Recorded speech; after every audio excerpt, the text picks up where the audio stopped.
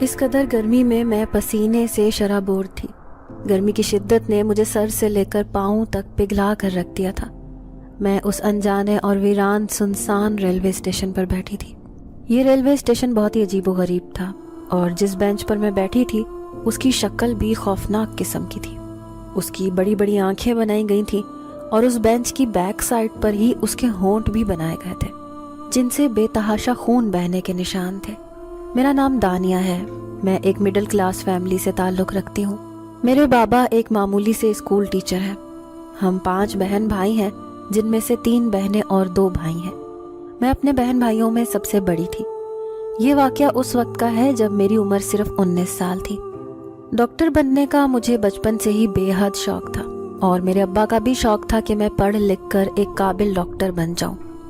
ابا خود بھی پڑھے لکھے تھے، وہ اپنے بچوں کو بھی اعلیٰ تعلیم دلوانا چاہتے تھے۔ یہی وجہ تھی کہ وہ پڑھائی کے معاملے میں ہم سب پر کافی سختی کرتے تھے۔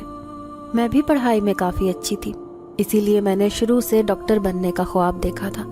ہماری فیملی میں کوئی بھی ڈاکٹر نہ تھا، اسی لیے میں ہمیشہ یہی سوچتی تھی کہ جب میں پڑھ لکھ کر ڈاکٹر بن جاؤں گی تو میرے ابا پورے خاندان میں سر اٹھا کر چلیں گے، بڑے فخر سے کہیں گے کہ ان کی بیٹی ایک اچھی ڈاکٹر ہے۔ اسی لیے میں نے دل لگا کر دن رات ایک کر کے بہت زیادہ محنت کی۔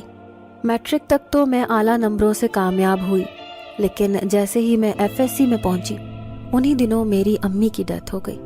ایک تو دل کو صدمہ اتنا تھا، میری امی کی اچانک موت میرے دل کو بہت زیادہ پریشان کر گئی تھی، اوپر سے بہن بھائیوں کی ذمہ داری، یہ سب کچھ سنبھالنا میرے لیے مشکل ہوتا چلا گیا۔